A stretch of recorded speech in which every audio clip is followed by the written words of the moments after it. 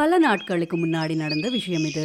ஒரு அடர்ந்த காட்டுக்குள்ள ஒரு மரத்தோட கிளையில ஒரு கூடு இருந்துச்சு.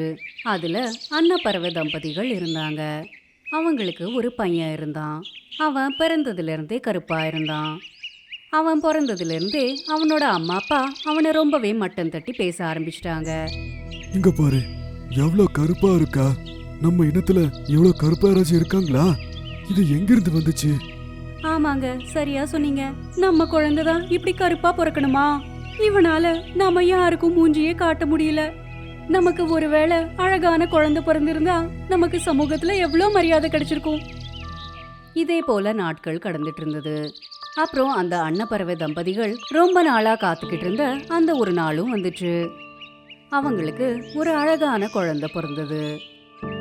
அந்த குழந்தையும் அவங்க அம்மா அப்பா போலவே அழகா இருந்துச்சு. இங்க பாரு, இதான் அழகான அன்னப்பறவை. ஆனா அந்த கருப்பிய பாரு, அத பார்த்தா அன்னப்பறவை மாதிரியா இருக்கு. நீங்க ஏன் கவலைப்பட்டுட்டு இருக்கீங்க? நம்மளோட சின்ன பையன் எவ்வளோ அழகா இருக்கான்.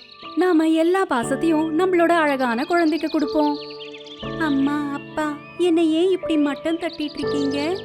நான் கருப்பா இருந்தா அது என்னோட தப்பா? வாய மூடு.